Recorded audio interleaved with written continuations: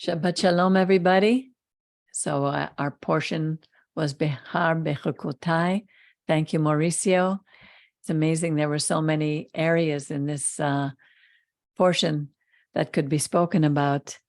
And I listened to another message this week also about holiness, how we are to be separate, set ourselves apart, and how we live in every single area of our lives, in our finance, in our private lives, and in absolutely every area. And the Torah is so clear about that. So this is part where we discuss. So let's discuss.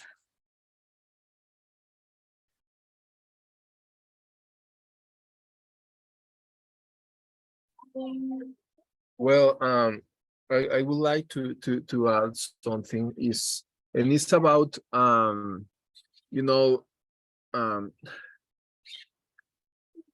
I talking because of my own experience. Okay. I remember when I was a child during the war. Obviously, my father is an architect. He has a company of construction, and I remember that at that time, if you don't give any bribery, then you do not have any job.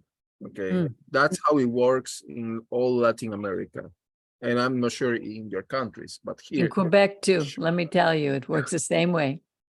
Okay, so and I remember that during the wartime, saying that your company is supporting guerrilla is something that makes you a person who had to an enemy of the state. Okay.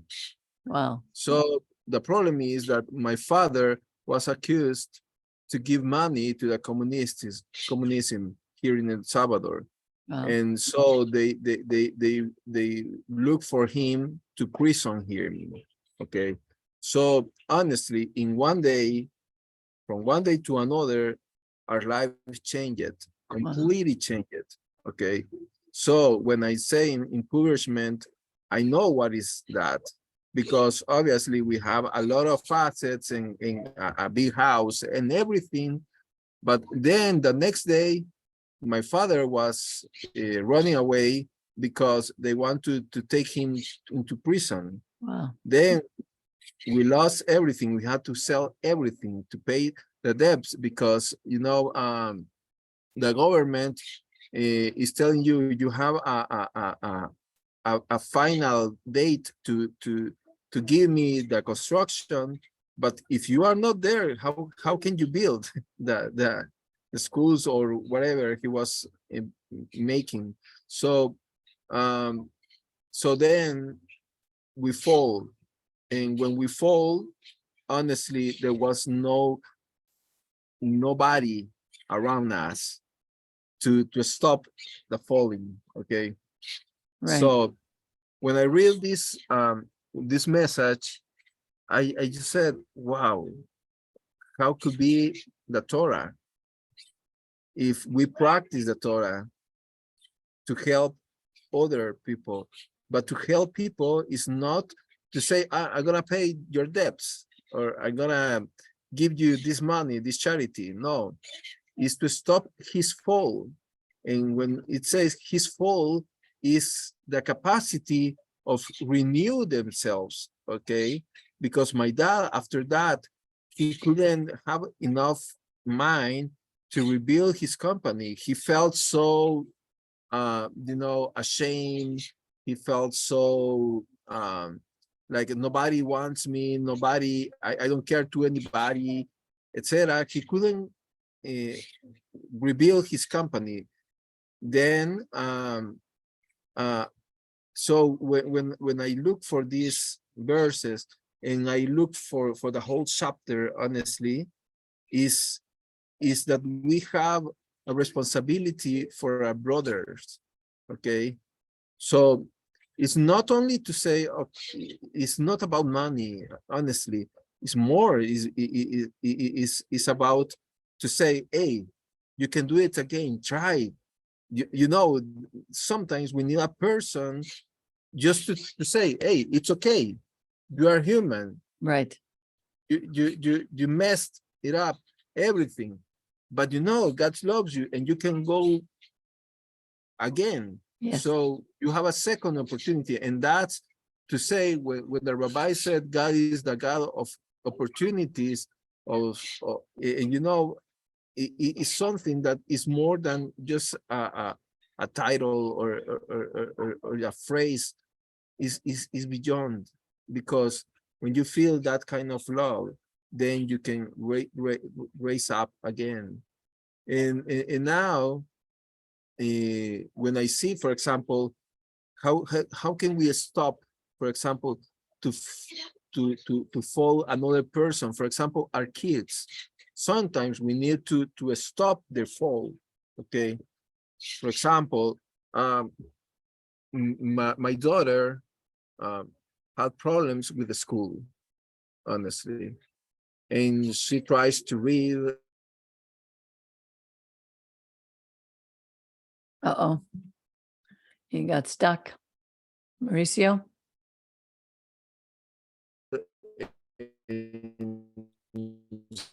Mauricio, your Okay. Wi-Fi, your Wi-Fi, Yes. your Wi-Fi is very Yes. weak. You want to shut down the camera so we can hear what you're saying? I don't know if that will help. Yes. Okay. No, it's just an income calling. So, okay. The point is that for her is very hard. But what can I do to let her fall? No, I need to suck her. I need to take her, to hold her, to tie her. I don't know what else, and to protect her from herself, honestly, because sometimes when she starts to say, "Oh, I'm not capable," right, I have to say, "Hey, you are, okay. You need to focus, yes, and we need to work. And if today doesn't work, tomorrow will work. right, No matter what, right. we have to work every day." So then, we put her on classes, extra classes after school, and few changes, but for me are so nice. For example, she had problems with sums, okay, and then one day You mean with we went- addition? With addition? yeah, addition, yes. Okay. And one day we went to super, and like a store, and she wanted some things, and I said, "Oh, it's too much money." And when she started in her mind, I saw her like a calculator, okay. And then she said, "Oh, it's are just $940." And I said, "Wow." And I gotta give you that money. You're rewarding her. Yeah, it was something so nice. Okay. Yeah. And then I see how it works, the Torah. Yeah. When you stop the falling, when my kids, sometimes they said, "Oh, I don't feel enough comfortable with myself. I have a dimple or a pimple. I don't know how." A pimple.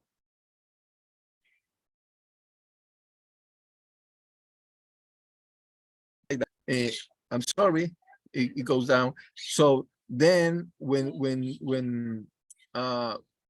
hello, are you there? Yes. Yes, we're here. Okay. So and I had to say, okay, guys, that is normal. Yes. Okay. And you just need to take care about what you were eating. Yes. And then it's a process. Yes. You are stopping their fall. So Yes. there are many different, for example, when you go to a person who is older and you visit them and you take time to hear them, Yes. and to have a conversation with them, then you are stopping their fall. So Yes. there are so many times that we can apply this not only to financial, No, in every to area. stop, okay, in every area. Yes. So that is so wonderful about the Torah. Yeah. Okay. And I love the idea of, the Shemitah And they still do it in certain parts of Israel today, where they leave the land lie fallow, every 7th year. It wasn't only that they had to think about it, because it's all about trusting God, because you have to say, well, I have in the 7th year or in the 8th year, I can take from the land, but I also have to let the others take from the land. And then in the 9th year, I can reap. No, wait, it's the 7th year you're not allowed to sow. So you take from the land. The 8th year you plant. So again, it's not giving you. And then the 9th year, so you have to trust God to provide for you for 3 years. It's in every single area of our lives. Everything is about trusting him. And that is the most difficult thing for us as human beings to do, is to trust him. But the especially in financial, especially financially, and because we can trust. Oh, I have this and that, and I take care, and I dwell in God and whatever you want. Yeah. But when it's money about, okay, then your faith is really proven. Well, exactly. I mean, the first really big sin after giving us the 10 commandments, what was it all about? It was worshiping the golden calf.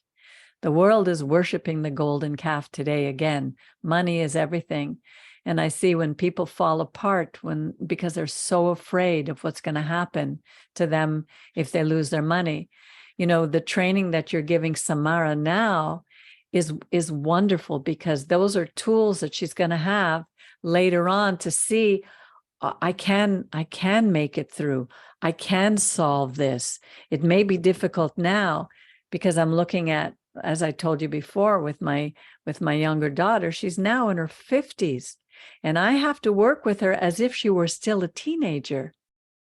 And only now, it's like me, I became a teenager when I was in my 30s.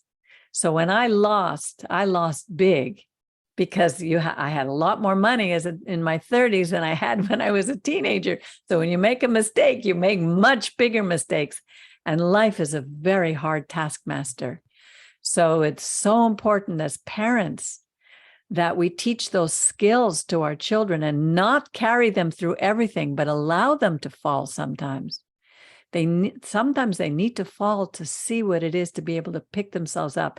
I mean, when the kids are babies and they're learning to walk, they're constantly falling. You don't run every few minutes and pick them up. Sometimes you let them get up, and it's very, very difficult balance to know. It's like what you said. When do I help somebody? How do I help them? With what do I help? I remember the responsibility when I was first earning a lot more money, when I had lost everything and I came back and I started to earn a lot of money. When you have more money, there's more responsibility to know, who do I help? How do I help them? I find that even with some people who I'm helping with their education in a third world country, sometimes I have to talk to them about trying to do things on their own, trying to find ways to earn even a little bit of money. Because if you give and give and give, it's not helping them. You give a man a fishing rod and he can fish for life, but you give him fish he can only eat for a day, feed his family for a day. So the Torah teaches us so many guidelines, so many rules on how to live. It's absolutely marvelous in every way. What Rabbi Percy always said, God is the God of beginning again. Mm-hmm. Because sometimes we get like entrenched in our own past experiences, and we don't really trust. Again, it's a trust issue. Yes. That God is the God of beginning again. Each time you do something, it's like you've never done it before, or it should be like that. But when we become entrapped in our own experiences in the past, it's, well, that's going to happen again. In our mind, it says, well, that's just going to happen again. But it's not so.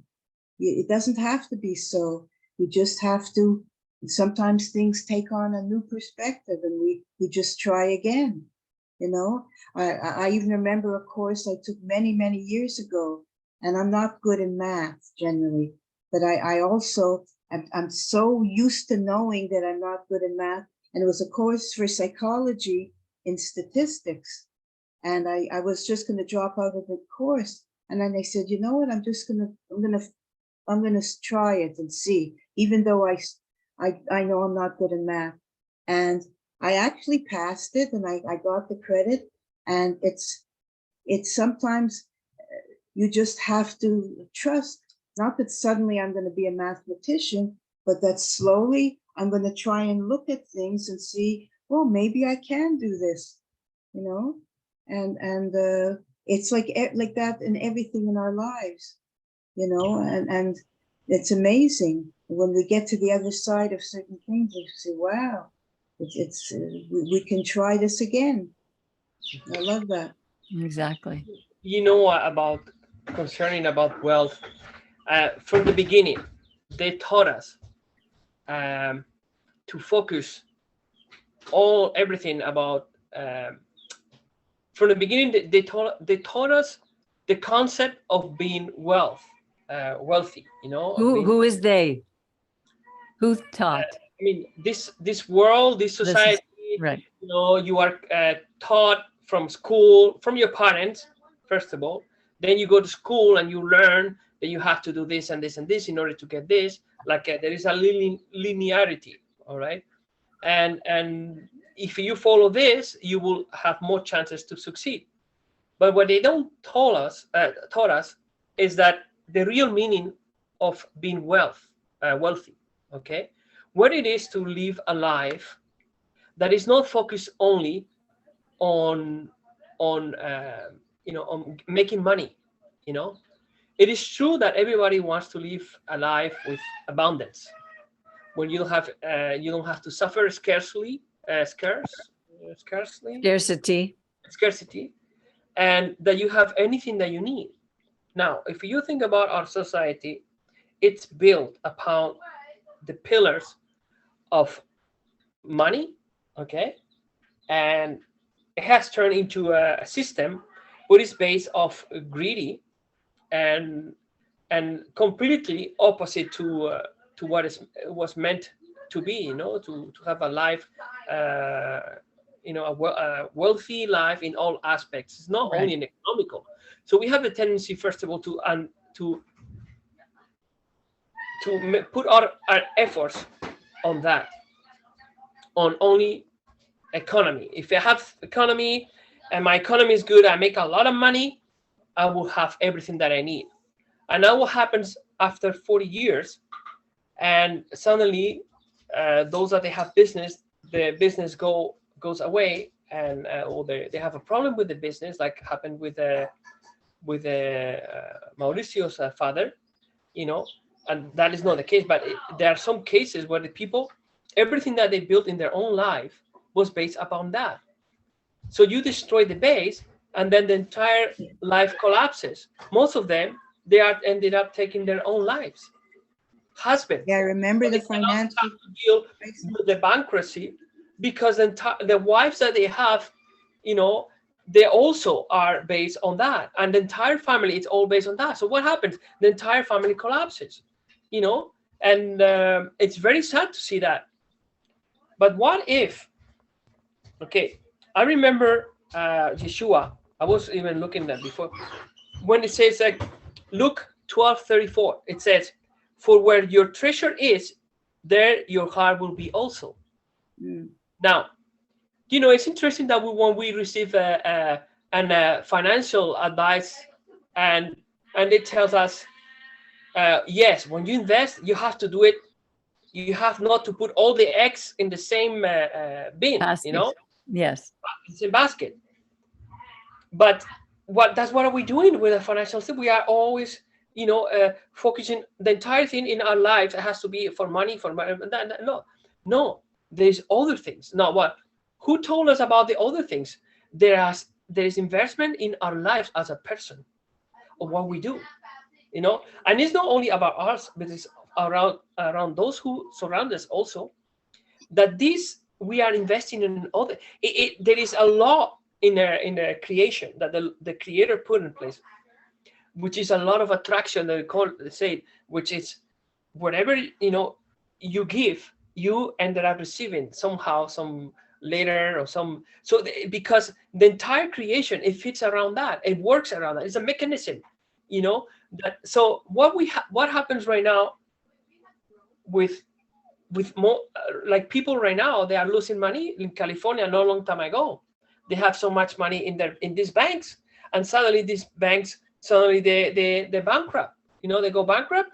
They cannot find their money. Oh, they invest more than $100,000. People losing a lot of money, and you know, it's because there is another verse that Yeshua talks about that I remember. Don't worry about what you eat, what you wear. Birds that even Your heavenly Father knows everything that you need. I remember reading those things at the beginning because I had lost everything, and I would be so happy knowing. And the Pirkei Avot says, who is the man who is rich is the one who is happy with what he has. Yeah. But what happens? And I say we because I include myself in our humanity. We have been. I hope so. Misled. No, I'm injured, Peggy. No, but we have been misled, and we have been mistaught. Okay, about all this that you have to, because of the society that we live, and it's normal because everybody like her we are, and we trying to follow whatever the structure is. This is how it works. If you want to become a doctor, you have to go through the school system. You have to follow the degrees, and you have to, and if not, you don't. But there are other ways too. There's they'll have these people that they are Indian, or they have also certain knowledge, and they have saved a lot of lives of people. Anyways, I just go back. I think you're on a tangent right now. Yeah, my wife was telling me this morning. Was telling me you are like always the same, man. You always start. But it's because I get excited. I'm sorry. You would make a good rabbi. That's the way rabbis speak. But listen. This is important. So at the end, what happens is like all our energy. Okay, it's like we are missing the true really representation of value. Okay, we focus our value. It has to be by what we possess, and it's always external. It's always my house. It's always my bank. It's not in the internal. We lost the focus. The focus has to be in the internal, because it's us who's creating all the external. We're not who does the thing that creates all these buildings and all. It's us. Yeah. All our so now, can I know what the true representation of value? Okay, well, we know the true representation of value, which it's about our soul. It's about the living. It's about the thought. It's about the effort, the development that we do in us. Okay. Now, not only money, wealth, cash, but another thing is that because of this society, it has made us dependent to it, and that dependence creates an addiction. And now we get addicted to money. We get addicted, and then turns into greedy, and then it becomes the number one is power. All these bankers, I would call them banksters. The main purpose is to get once that they have the money, they have the power, and they can change, and they can do a lot of things in country. They can. So now, and it comes to this, when man becomes to this point, okay, this is what happens. They started. What they do is they get. They're starting to take away the wealth of the people, and everybody that has been working, in this case, like I was talking about the banks in California, and that has put all these savings on it. Suddenly, all this wealth, it gets all, vanished, disappeared. So, Angel, can I interrupt for a minute? Sure, yeah, go. Thank you. Miriam, you were going to say something? I was just going to say, remember the famous crash in the 1920s? Was it 1929 or I forget that? I think it was 1929. It was in there, 28. And people were jumping off roofs and killing themselves.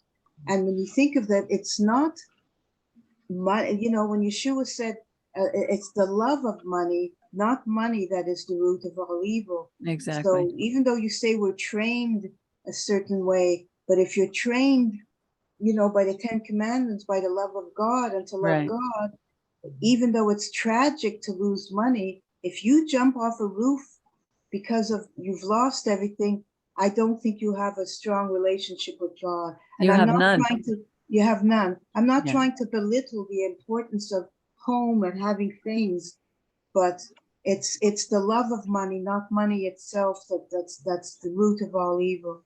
Yeah. And we Yeah. have to not only love our creator, but love ourselves. Yes. One of but- the things that I liked about what you said also, Mauricio, about this portion is how we need to focus on helping those who are close to us, like our brothers, our relatives, our kin. Sometimes we tend to be harder on our own families, on ourselves, and nice to the rest of the world. We'll give more to the neighbor, more to someone we don't even know than we would give to our own family and our own children. I think this is, I don't know if this is a Jewish thing, but certainly I saw that in my own home where, my father had so many friends outside, but when he came home, sometimes he was a monster. And, he didn't know how to give love to those who were closest to him. So that's something we need to learn about, that the Torah teaches us that first we have to take care of our own. And believe it or not, it's one of the things I'm just learning to do now. And that's important from this portion as well. There were so many things.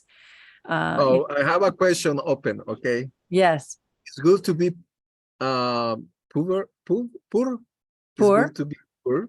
Yeah. Yeah. But it's better to be rich. Yeah. I asking this because I've heard so many persons, even I remember in church, I heard a lot of rabbis saying that one of the criteria to become a leader in like a rabbi, synagogue, whatever, is to have money. And but that's not true. I No. was reading the story of Hillel, which is one of the best rabbis ever existed. And he was poor. Rav Shaul was poor. And you know what? When that Matthew, happened, hold on. Matthew, did you want to say something, or you're just leaning in? No? Okay. The truth is, Mauricio, everything is balanced. Everything has to be balanced. Money is good. It's a tool, but we need to use it properly. We cannot use it to ruin other people's life in order to enrich ourselves. That is wrong. Goes against the principles. And there is, sadly enough, there's a lot of people, that they don't care about that, and they make money as long as they have money, and then they turn it out being horrible persons. But this balance has to be also, within us, like looking in ourselves. So we need to develop that, because how you can help, a society, or help your community, yes, you can have money, but if you don't support them, like in the sense of, okay, you have a lot of Jewish people that they're poor. That's the reality. And there's a lot of wealthy people that they give money, but that is not enough. But money is not what gives it's us not value. enough. Money is not what a You lot go of people think because they have money, they are worth more than other people. And it's not that what is a conception that they think that because they are rich and wealthy, they're better Jews than others. exactly. But I'm going to tell you something. In case of Hillel, the Rabbi Hillel, he chose a different path, and that was the development of inside the self and the spiritual. In order, when you grow to that point, you get focused on that. Then you share this, like you were saying with your case of your daughter. You were very happy, Mauricio, that she's starting. She needed this support, this help. This is what our human brothers, our Jewish poor people, that they are there, just to support them in the sense of not only with money, because you're going to make them dependent on money. At the end of the month, they're going to need still money for that. But if you go there and you in kindness and in love and with knowledge, because there are great people that know how to make money in the Jewish community, you know, that they can help. Okay, listen, you can do certain activities that will help you to sustain yourself. You know, like I don't know, teaching how to do certain things, or I don't know, they're good for business, good for business. No, you But know, I was asking they have the this. experience. They have the experience. Okay. Yeah, hold on, Angel, And it's hold about on. knowledge. About knowledge. Once you have the knowledge, and you have this, you know, understanding, then you make the people grow. They don't stay like that. It's like a little plant. If you don't pour water and you watch it, keep watching it, and in a minute or what, they will never grow. They will start, and the worst part, they could die. You know. Yes, you know, I was thinking just about Job. Okay, Job, remember, yes, God gave Job a lot of money and a precious family, and one day to another, God just taking out took it all everything. away. Yeah, Everything was ripped, and then what he said. I mean, uh, you know, there is something that for me was very good to find out this week, that the rich and the poor comes from God, right, and we need to know that doesn't matter if you are up or low, God is with you, and, right. and the peace of God should be with you every time. Yes, obviously that God doesn't want that you die because you don't have nothing to eat or to drink. Okay, obviously not. Yeah, And you need to look how to grow up, and you know, to go stranger. But the point is, no matter what happened, that because that is exterior, what it matters is what is inside of you. And then Job was blessed, and his blessing was the double right. of what he had Before. before.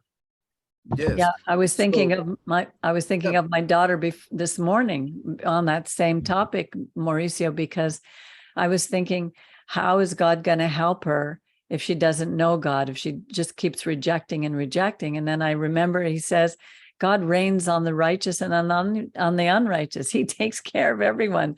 And hopefully, as he reigns on her, she'll look up and see him, you know, because words are not going to bring her to know him. It's what happens in her life.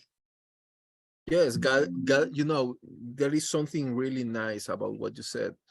People trying to think about, oh, if I'm good, then God will give me this, Right. that. God gives to the good and to the evil. Exactly. Okay. Yeah. Yeah. Because it says that the sun Yes. is for the good person and for bad person. Exactly. God is you know, is so love, is full of love, Yeah. no matter what. And then we take decisions, and our decisions makes a difference. Yes. Okay. Because then we can say, oh, there's too much sun, or we can say, thanks God, because that is a vitamin for my skin. Okay? Exactly. So, Exactly. so it is about that. God doesn't is not thinking, oh, if you are good, then I'm gonna give, and if you are bad, then I will not give you. No, No, that's that's a human God. yeah, Yeah. that's a human God. Yeah. And at the end, just to say something else, is about Gideon. Remember Gideon Gideon. Yes. With the and fleece. her daughter. Yes, you know, and it's related to this parasha also, Interesting. because Gideon was not he was a bastard son. Yes. He was not his father just have a relation out of marriage, and then Gideon comes, but he was a very strong man. And then at that time was Pinchas, the high priest. Okay, the very same Pinchas as we read in the Torah. Okay, Right. and then it says that there were some enemies of Israel attacking their camps and their towns, their cities, and people chose this Gideon was a bastard to become a leader, but this leader doesn't know nothing about Torah. Okay, he knows God in certain level, but he didn't know Torah. And then it says the story that he made a promise, as many of us probably do when we are in troubles. God, if you give me the victory, then I'm gonna give you the first person. That's Okay. Jephthah, not Gideon. Yeah, Jephthah. Sorry, Jephthah. I was confused. Yeah. Names. Then I'm gonna give you the very first person That who walks is out of the coming out house. from my house. Yeah. And God gave him the victory. Yeah. And then he returned back, and it says that his daughter was the first person, and he was the only one. Okay, I don't know what he felt about. Okay. Why he felt the need Oh, to even make such a vow. yes. Yeah. No, it's about that he take responsibility for her daughter, for his daughter, and the daughter didn't have to accept that. Okay, but the point is about the Torah. Do we know Torah? If we read in this portion, what does it says in this portion? Okay, in this portion says, if you want to make a vow to the God and you want to offer a person, then you can take the value of money, okay, and then present to the Mishkan the value, not the person. Interesting. So he could have done that, but he didn't know. And he could do that, but he didn't. Okay. Wow. So, and then also Pinchas, as leader, could tell him, Jephthah, you can do this. Right. And God can forgive what you said, what you said with your lips. Wow. And he didn't do that either. And he didn't do that either. Wow. So then the Rabbi says in the Midrash that Jephthah had a very awful death. Okay, because even in Shoftim says that he was killed, and then it says that Pinchas, because he said, "Oh, I'm Pinchas. I'm so pure. I cannot talk with this bastard son," because in some way in the Torah you can interpret that is a second-class person, and then also Gideon didn't have enough humility to talk with, to go to the high priest to say, "Hey, ask to God to forgive me." Okay. So both had a problem with greed. And then also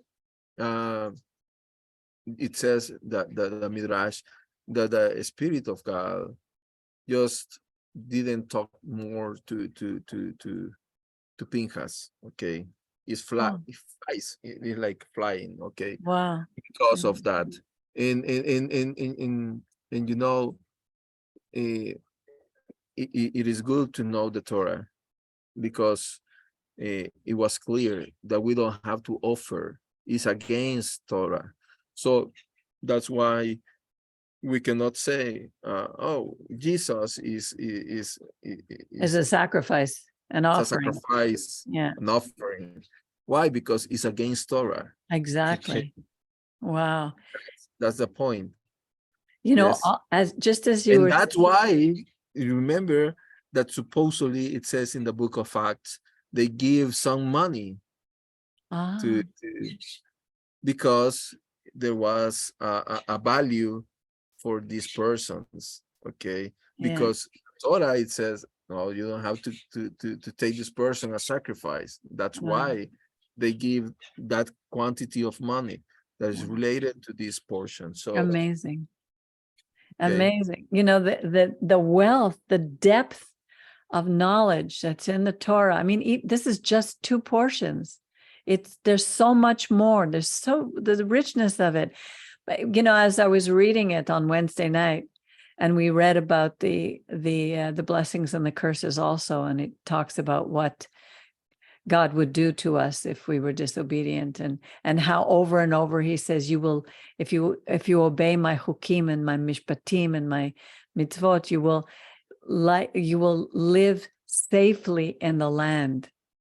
And look at the land today, how unsafe it's becoming. And it's just breaking my heart to see that every week there's more killings, more rockets, more stabbings, families being torn apart. And I said, oh my goodness, all we need to do is come back to be obedient to our God. It's not rocket science. And then I say, well, but if it takes, but it's almost like a 2-edged sword, because just because I'm telling people to come and read the Torah doesn't mean they've been touched by God and that they would understand the Torah. You know, it takes something to take the blindness from their eyes. It's just, you know, why the religious Jews didn't like Yeshua? yeah, because he was telling the truth. He was bringing us back to Torah. And what Mauricio said before proves the point. When the religious leader pay money, you know, to Judah, you know, in order to betray. But remember when look around the world at the religious leaders today and all the religions, how wealthy they are. This verse, it's so key. Look, listen. When Yeshua said, "Blessed are you who are poor, for yours is the kingdom of God." But it doesn't mean money. But listen, repeat again. Blessed are you that you're poor. Now, poor in the concept, it's about being open. It's about being humble. And humble. It's open. The same word used at Yom Kippur, ani, humble your soul. Now, in the time that Yeshua was sold by money, okay, the religious leaders, they didn't want to change the status that there was, you know. Of course not. They didn't want to change it. And since then, it has been going on and on and on. Yeah. So now, what do you think? I believe, this is my opinion, and I believe in that. I believe that our Creator is a creator of love. It's not a creator of punishment. Okay? It's a creator who wants his children to succeed in life and to become fulfilled in every aspect, in the material aspect and in the spiritual aspect. Now, it is not a God who creates fear. Okay? When you have, okay, how can I give you an example? When I tell my son Eli, and I told him, listen, this is how this device works. Okay? And the stove. You have the stove, you want to cook something, you have to turn it like that and you have to put it back. I'm not giving him fear. I'm just trying to explain to him, giving an instruction. You're warning him. Warning him. God doesn't want children with fear because God is a God of love. Well, the fear is a different meaning for him. It has more the understanding of reverence. And there is punishment because he does punish, but we punish ourselves. He warns us and we end up punishing ourselves. I'm in a position where I understand that sometimes, you know, when you disobey certain things, there are some consequences. No, if you do something at work and or you are, there's a certain rules that they have to be followed. Yeah, and he said he created good and evil. He created both. Your entire life, like there's some things that are obvious, that they're common sense. You simply you don't do them because there are certain consequences after, But God never wanted to have a family so many children, and all they have to be fear and being like scared and being No, that's not what he wanted. because if that's the Yeah. case, why then is this purpose of having a close relationship with him? Because when you are based on fear, there is a separation. Mhm. But when you have your children that you love and you are intimate relationship, where they come to you and you hug them, this union, it's complete, and there is no fear, because the action, the thing of having fear is that it creates separation and this distance, in between. Now we have to be careful, and we need to how can I say, there's a lot of work, but what I'm saying is that starting with this about the hukim and about all the instructions, that we're starting to look at them as something, and from another perspective, no, in a way that we are serving as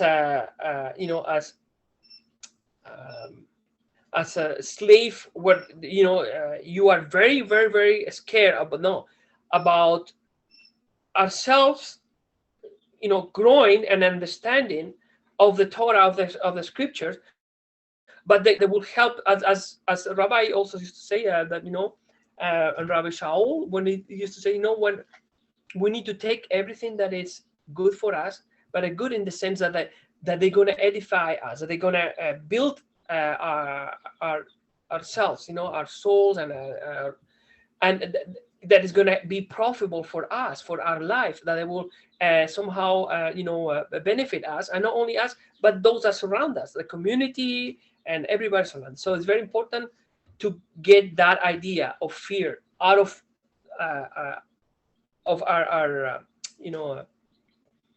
our consciousness. Well, it depends on the understanding of the fear that you have. Yes. If there's anything else that anybody wants to add, because we're coming to the end of our time. Sarai, ¿cómo estás? Bien, gracias. Sí, your school, your studies, estudias, son bien. ¿Cómo estás en los estudios? Pues ahorita ya terminaron, Peggy. ¿Así? ¿Termina? Sí. Sí, quería seguir, pero espero más adelante, porque ahorita no se puede. What is she saying, Mauricio?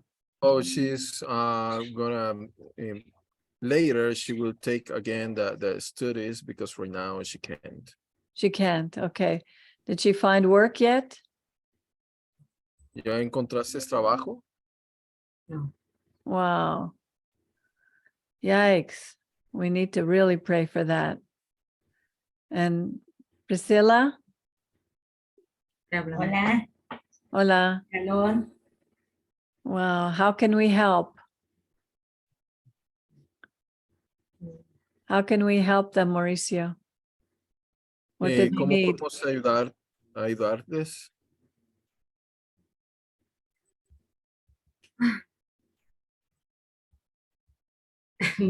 Pues sigan pidiendo por mí. Yo quiero verlo de mi visa, porque sí, ya veo que aquí está la situación más difícil, entonces me voy a mover de aquí. She has to move? Okay, she wants to move, but she's looking for a visa to United States. Okay. Does she have family in the United States? ¿Tienes familia en Estados Unidos? Yeah. Tengo una prima. Okay. Wow. She has a cousin. A cousin that can help? Where? ¿Dónde? ¿Dónde? En Texas. En Texas, con mi hija. Sí. Yeah, my daughter's in Texas. Okay. Well, we'll pray that God will show you what you need to do and where you need to be. Wow, that's so difficult. Lost some weight, eh? let's continue to pray for each other, for our needs. Continue to pray for all our families, those who are near us, and maybe we'll have to speak to Sarai and see what we can do to help her. Anything else before we say goodbye and take the rest of the day, the rest of the Shabbat, and enjoy the day? 92 kilos. Now I'm with 78 kilos. You lost some weight, Brian. Baruch. Good. Weight in pounds is 173 now. Okay, very good. We're going to get your tests very soon, so we'll know how you're doing physically. Mildred has continued to pray for Mildred.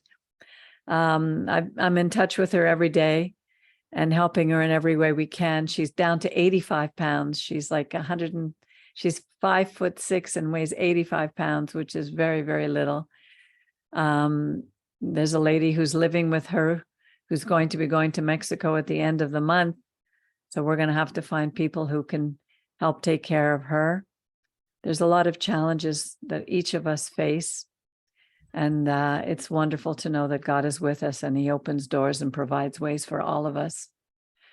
So, but excuse me, keep each other in prayer, and we'll see each other, God willing, next week, Bamidbar. And if there's any special needs that you have, please let me know and see what we can do to help. So we wish you Shabbat Shalom. Thank you, Shabbat Amel. Shalom. Thank you, Mauricio, Holly, Matthew. It's an absolute delight to see you.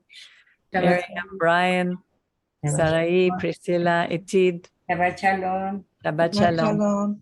Bye. Bye. Bye. Ay, Sara, y no creas que yo no